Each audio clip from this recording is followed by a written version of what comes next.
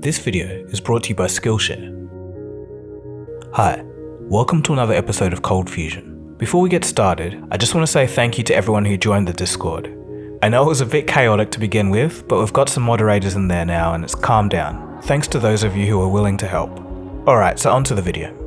In the previous episode, we took a look at how cryptocurrencies were born in the 1980s, and then we followed their underground struggle in the 1990s. A group of individuals risked prison time because they believed in total financial freedom from the government. Today, we'll dive into the civil war in the modern Bitcoin community and see how some believe that the cryptocurrency has been co-opted by banking interests. And lastly, we'll take a look at some theories into who Satoshi Nakamoto may be. Let's begin. You are watching ColdFusion TV. One of the first things you need to understand to grasp the modern state of Bitcoin is the block size wars. As we discussed in the last episode, Bitcoin is mined in blocks. These blocks contain a record of all the most recent transactions. The size of these blocks, measured in megabytes, have a meaningful impact in the way that Bitcoin functions. Satoshi originally placed a 1 megabyte block size limit on Bitcoin. So why did he do this? Well, Satoshi didn't want some miner on the network to create a huge block, terabytes in size, that could clog up the entire system. As time went on, this 1 megabyte block size limit made Bitcoin hard to scale as more users came online. As more people used the Bitcoin system, payment times became longer and fees became higher. Even to date, Bitcoin can only do about 7 transactions per second. For context, PayPal does about 15, and Visa 2,000 transactions per second. But Satoshi knew this was coming, and in his original writings, he remarked that Bitcoin would be updated with larger block sizes as it scaled. So here's where the issue arises. There was a fundamental split in the community. It was over the question of if Bitcoin was a long-term store of value like gold, or a quick medium of exchange like cash. Within the Bitcoin developer community, so-called big blockers wanted bigger block sizes so more transactions could take place. This would make Bitcoin function closer to a method of payment and electronic cash. On the other side of the aisle was the small blockers. They saw Bitcoin as a store of value, so transaction speed and efficiency didn't matter as much. In their eyes, the original 1 megabyte limit was fine. Why risk messing with it? According to the small blockers, having large blocks would make it hard for some computers to handle. They stated that eventually only large companies with powerful computers would dominate the network, forming a monopoly. In 2015, Gavin Andresen, whom Satoshi left in charge after vanishing, and a Google developer by the name of Mike Rynn would team up together to tackle this problem. Their solution was the release of Bitcoin XT. Equipped with a 2 megabyte block size that was set to increase over time, and capable of 24 transactions per second, it looked promising, and the miners in the community were on board. If the majority of the Bitcoin community downloaded the Bitcoin XT software and decided to run it on their nodes, the community would have voted with their machines, and the issue would have been settled. But there was strong opposition. The small blockers saw this as a betrayal. The technical experts should determine the direction of Bitcoin, and not a populist campaign. From here, things got bizarre. Strangely, due to a multitude of reasons and some possible foul play, Bitcoin XT ultimately didn't reach mass adoption. Garnered a lot of support. A lot of miners especially were like, hey, this is great. I would love to mine bigger blocks. There's more money in a bigger block for me, so why would I not go that direction? Well, all of a sudden, DOS attacks. Tons of data is pushed across a network, forcing a node to crash. Mike's entire regional ISP was DOS attacked for days. All of these XT nodes got pushed off the network. Only ISPs where XT nodes existed were DOS attacked. Strangely, online, the main Reddit Bitcoin forum would ban anyone that talked about Bitcoin XT. Mike Rynn in 2016 stated, quote, "Why has Bitcoin failed? It has failed because community has failed. What was meant to be a new, decentralized form of money that lacked systematically important institutions and too big to fail has become something even worse. A system completely controlled by just a handful of people." End quote. There was now some obvious contention within the Bitcoin community. Within the community of Bitcoin developers, the search to fix the scaling problem was still taking place. The idea of a SegWit, or segregated witness, was introduced. Activated in 2017, its aim was to store transaction data in a smarter way so more data could fit onto a given block. Basically, they removed the cryptographic signature from the block, only leaving the receiver and sender information. This process made room for more data. In August of 2017, some Bitcoin developers weren't happy with the proposed Segway method, so they worked on a new version of Bitcoin and split it off from the main chain, a process known as a hard fork. The result was Bitcoin Cash. Bitcoin Cash had none of the data-saving techniques of SegWit and an increased block size of 8 megabytes. At this point, things start getting a little messy. After some time, the developers of Bitcoin Cash wanted to include even more changes. A man by the name of Craig Wright thought that this would cause Bitcoin to stray from its original purpose. Interestingly, some people believe that Craig Wright is Satoshi, but more on him later. In 2018, Craig led the charge to split from Bitcoin Cash into what would be called Bitcoin Satoshi Vision, or Bitcoin SV for short. It has no block size limit and features super low transaction fees. There is a belief among the Bitcoin Satoshi Vision community that Bitcoin SV is the real Bitcoin. According to them, Bitcoin SV is technically superior to the mainstream Bitcoin, and it can do more than 2,000 times the amount of transactions per second. It's more flexible, yet only trades at a small fraction of the price.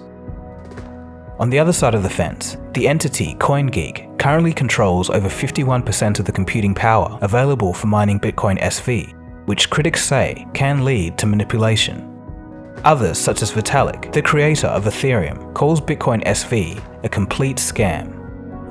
Like, obviously the SV is a complete scam. So as it stands today, due to infighting and differing opinions, Bitcoin is split into three: the mainstream Bitcoin, Bitcoin Cash, and Bitcoin Satoshi Vision. But what if all of this fracturing should have never happened? What if there was more going on behind the scenes? In 2014, while the scaling problems were being discussed in full swing, a company by the name of Blockstream was founded. The stated purpose of Blockstream was to, quote, sell sidechains to enterprises, charging a fixed monthly fee and taking transaction fees. In other words, its aim was to relieve the stress on the Bitcoin network by doing transactions off-chain and pocketing the fees instead of miners. It's important to note that a sidechain is not a blockchain at all. Sidechains are typically used to patch holes in the capabilities of the underlying protocol. Therefore, the better Bitcoin becomes, the more obsolete companies like Blockstream get. In my opinion, it was in Blockstream's interest to keep Bitcoin slow and therefore with a small block size. It's worth noting that Blockstream isn't a foundation but a for-profit corporation. Interestingly, Blockstream's CEO is Adam Back, who some also believe is Satoshi Nakamoto, but more on this later. During the researching for this video, I could see that a large part of the Bitcoin community was suspicious of Blockstream. Many take issue with Blockstream's Lightning Network, for example. It promises to boost Bitcoin's transactional speeds to faster than Visa, but at what cost? The original Bitcoin system promised no middlemen and no trust required. Suddenly, the Blockstream Corporation had broken these promises. So, the Lightning hubs will require to be set up for financial regulation and reporting laws, require massive amounts of liquidity to keep multiple well-funded open channels, offer fraud departments to watch the blockchain constantly and prevent theft, all while taking small fees for every transaction you route through them. Does this system sound familiar? Just replace the term open channel with checking account. These Lightning Network hubs will be ran by the same financial institutions the Bitcoin was made to challenge. The banks aren't fighting Bitcoin because Bitcoin will be the new banking system. Bitcoin needed no middleman. There was no fraud to detect, no permission to give, no transaction to reverse, no fees to collect, so it had to be broken to need them. The truth is, the 1 megabyte blocks restricting Bitcoin are purposely kept there by the developers. The absurdly high fees and long waits create a demand for a solution, and the solution they give us is the banking industry. To make things worse, the entities funding Blockstream are antithetical to the original Bitcoin vision.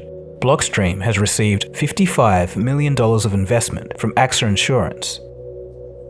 The CEO of AXA at the time was Henri de Castries, a French billionaire and the president of the Bilderberg Group at the time, a group known to have global banking and corporate ties.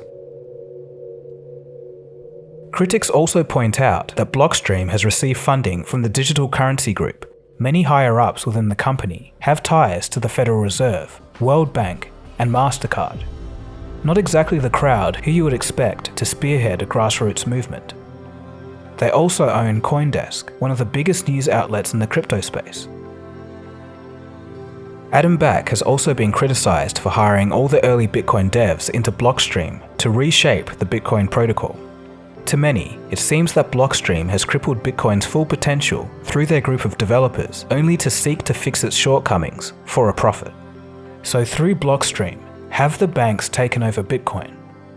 It's not quite a smoking gun, but it's all very curious. Satoshi Nakamoto, the pseudonym for the inventor of Bitcoin, has gone to great lengths to hide his identity. He created an anonymous email account and never shared any personal details. He's left such few clues that the best one can do is point out the facts that lead to the most likely candidates, and then I'll leave it up to you to make up your own mind. Firstly, for Nakamoto, we need to lay some groundwork with 2 basic clues. Number 1. Bitcoin's original code was written in the programming language C++. Number 2. Satoshi had 2 language quirks. He would use British English over American English, and consistently used 2 spaces after a period. This common writing style hints that Satoshi is not a group but a single person. Our first candidate isn't the most serious, but he's worth mentioning because he ties into our second candidate. The least likely candidate is Dorian Nakamoto, a Japanese-American physicist and engineer. In 2014, a Newsweek article published a photo of him as well as his home, which could be easily found via a Google search. The article claimed that he was the founder of Bitcoin solely due to his name. Basically, lazy journalism. When accused, Nakamoto stated that he had never heard of Bitcoin before, and it would seem completely strange that someone as obsessed with cryptography and anonymity would just go ahead and use their legal name as an alias. But the main reason I'm here is to clear my name that I have nothing to do with Bitcoin, nothing to do with developing. I was just an engineer doing something else. That's not me. I never communicated with Bitcoins. Okay. The media attention Dorian received was unnecessary and dangerous. Thankfully, the Bitcoin community came to Dorian's aid and collectively donated 102 Bitcoins, a donation now worth close to $5 million. As we saw in episode 1, Satoshi didn't work alone. He worked closely with Hal Finney, a cryptographer and part of the cypherpunk movement. Before going public, Satoshi spent a year and a half coding, sharing his work privately among a select few. Hal Finney would also receive the very first Bitcoin transaction. Coincidentally, Hal lived just down the road from Dorian Nakamoto. Perhaps they had bumped into each other, and Hal decided to use Nakamoto's name as an alias. In 2009, Hal was diagnosed with ALS. This coincides with when Satoshi would slow down posting in email forums. On the flip side, if he was testing code for Satoshi, why would he put bugs in his own code and then solve them himself? In hindsight, with Bitcoin's popularity, one might think that it was a sophisticated ploy to throw people off the scent. But you must remember, these were the earliest days of Bitcoin, and it could have flopped over and disappeared a week from then for all they knew. This would suggest that it wasn't him. Hal would post as himself on other forums, and even on his deathbed, he denied being Satoshi and even stated that he didn't really understand Bitcoin at first. Sadly, Hal Finney died in 2014 and was cryogenically frozen. He decided that he wanted to be cryogenically frozen because one day he still wanted to see the future. Since we're still talking about him today, in a way, he's made it. The next candidate is our old friend Nick Szabo. He's a first-generation Hungarian, and his father fought in the 1956 Hungarian Revolution. Nick would have a unique perspective on governments abusing their power. He has a computer science degree from the University of Washington and was proficient in law and economics. As you saw throughout the previous episode, Nick has been an active participant in almost every stage of cryptocurrency history and was close to a complete breakthrough with his invention of BitGold. Szabo had also worked for David Chaum's DigiCash, an early attempt to bring cryptocurrency digital payments. He has the knowledge, experience, and a decades-long passion for cryptography-based money. He is even credited with pioneering the concept for smart contracts in the 1996 paper. Before Bitcoin wallets were used, the protocol was to use IP addresses to send Bitcoin to each other. Satoshi's IP address was in California, and Nick did indeed work in the area. What I find most interesting is that there was an exchange between Satoshi and another cryptographer. In the exchange, Satoshi remarked that his Bitcoin address also happened to have his initials in it. Looking through all of the initials combinations, out of all the candidates that could be Satoshi, only one of the initials match: NS. Although these initials could just be Satoshi Nakamoto reversed. On the opposing side though, Nick Szabo has denied Satoshi claims. In addition, Bitcoin was coded in C++, and Wei Dai, the inventor of B-Money, states that Nick didn't code much in C or C++. Nick also doesn't match the British linguistic clues. Craig Wright is probably the most controversial of the bunch. He's a well-accomplished Australian scientist who also holds a bunch of other degrees. He was first accused of being Nakamoto in 2015. The difference between him and the other suspected founders is that while denying at first, he eventually claimed the accusations to be true. Greg Anderson, who worked closely with Satoshi, believed Craig was the real deal after Craig performed a digital signature on an address known to be owned by Satoshi. Craig would also fit the British English clue because both Australian and British English are pretty much interchangeable. Wired magazine had collected a number of interesting coincidences that led them to their conclusion. They include posts on Wright's blog that coincide and predict the release of the initial Bitcoin paper. There is also said to be leaked correspondences between Wright and attorneys where he states that he's been running Bitcoin since 2009. On the flip side, it wasn't long before Wired and the crypto community began pointing out inconsistencies in Craig's story. The timeline became even more blurry when new evidence seemed to prove that Craig's blog post had been backdated. And I don't work and invent and write papers and code by coming in front of TVs. I don't want money, I don't want fame, I don't want adoration. I just want to be left alone. You come in front of a camera once, and I will never, ever be on a camera ever again for any TV station or any media, ever. I don't ever want to be in the public again. You know, you've bothered my family, you've bothered me, you've bothered the people I work with. This will be the last time that you ever see me. Those words from your mouth. Now, actually, I said I didn't want to go on television debate. Please don't. One, that was an hour interview that was cut and changed, which you'll find out in court. Are you Satoshi? Yes. Okay. So you wrote the Satoshi white paper? Yes. You're only a public figure because you cosplay as Satoshi, right? No, Satoshi would still be writing Bitcoin improvement proposals.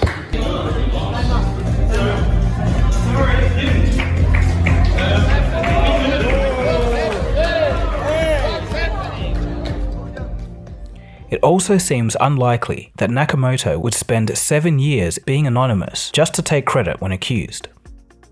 Further, in 2020, Craig Wright had provided a list of early Bitcoin addresses which he claimed to own in an ongoing court case. These addresses were briefly inadvertently made public. 145 of these addresses were used by an individual who did own them to sign a public message to prove that Craig was not the owner. The message read, quote, "Craig Stephen Wright is a liar and a fraud. He doesn't have the keys to sign this message." This was a major blow to the theory that Craig was Satoshi, but many Bitcoin SV supporters wholeheartedly believe that Craig is Satoshi. Thanks to a 2020 documentary by the YouTube channel Barely Sociable, the most recent candidate doing the rounds is Adam Back. Adam ticks the majority of the boxes and seems almost a perfect match apart from one thing, but more on this later. Adam was an early pioneer in digital currency research, along with everyone in episode 1, Wei Dai, David Chalm, and Hal Finney. Adam has a PhD in distributed computer systems, a perfect match. In 1997, he invented Hashcash. A similar system is used in the proof-of-work mining algorithm in Bitcoin. Both Satoshi and Adam wrote in British English and used the unique double spacing in writing. This can be seen by comparing Adam's writings in forums with Satoshi's papers. Satoshi never showed any emotion or clues into his personality, but in one post in July of 2010, he described that Bitcoin was, quote, "bloody hard to describe," and that's a very British thing to say. Other evidence that points to Adam as Satoshi is the fact that messages between the creator of Bitcoin and Adam are not available to the public. There exists email exchanges between Satoshi and almost everyone else apart from Adam. In addition, Adam codes very well in C++, the same language that Bitcoin was written in.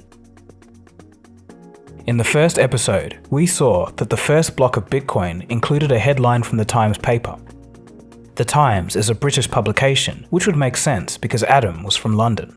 Adam was also known for starting the trend of making political statements in code. You printed it on a t-shirt, and then so if people flew internationally with that t-shirt on, then they were breaking this law. Is that the case? I don't know. I mean, if you can export a book, can you export a t-shirt? It's a bit of a grey area, I guess, but at least people thought it was an amusing kind of way to protest something that they were quite unhappy about. In 2013, when the wealth of Nakamoto was revealed in a blog article, Adam registers to sign up to the Bitcoin forum on the very same day. In forum posts, Adam states that the blog authors are, quote, "getting too close to the dealings of Nakamoto." Despite only just joining the forum, he knows obscure details of early Bitcoin bugs that were never public in changelogs. If you're interested in digging more into Adam, check out Barely Social's YouTube documentary. It has some compelling arguments, but Adam would deny all claims made in the video. And for me though, there's one thing that stops me from believing Satoshi is Adam. If Satoshi's vision for Bitcoin was to have ever-increasing block sizes, why would Adam, through Blockstream, be actively trying to keep Bitcoin's block size small for a profit? Why would Adam want any money at all? He'd probably be one of the richest people in the world if he was Satoshi. Am I missing something here? The only thing I can think of is maybe Adam worked extremely close with Satoshi, but for one reason or another, ended up selling out to the big banks. So, who is Satoshi? I'll be honest, I'm stumped for this one. If you guys think you have any clues for me, hit up my Discord. Maybe we can crowdsource this thing together and figure it out. I've set up a new text channel for the discussion around Satoshi. In truth, discovering the identity of Satoshi Nakamoto is not necessary for the success of Bitcoin. He or she could be one of these candidates, or just someone who is truly unknown till this day. And with that pretty much brings us to the end of our Bitcoin series. In part 1, you saw how free thinkers took digital cryptography seriously in the 80s and 90s. Their efforts allowed Bitcoin to exist. In this episode, you saw that the story of Bitcoin may not be as simple as it first seems. In the end, another cryptocurrency may come and take its place as the global leader. No matter what happens, Bitcoin will always be known as the pioneer. If you enjoyed learning some new things in this episode, then you'd probably like today's sponsor, Skillshare, an online learning community. I've been watching Real Productivity, Create Your Ideal Week by Michael Kahn-Janaprakorn, the co-founder and CEO of Skillshare. He has a lot of simple but great tips to get the most out of your day and keep your motivation high. For an example, putting an imaginary cost on the things that you do often so you can prioritize your time. If you just want self-improvement, or are keen on expanding your creativity, Skillshare is a great place to do that. The first 1,000 people to click the link below get a free trial of a Skillshare premium membership. So thanks for watching the whole way through this episode. Be sure to check out the first part of the series if you haven't already. I'll leave a link for that below. Anyways, my name is Dagogo and you've been watching ColdFusion. Next time, we'll take a look at the rise and fall of Atari. Cheers guys. Have a good one.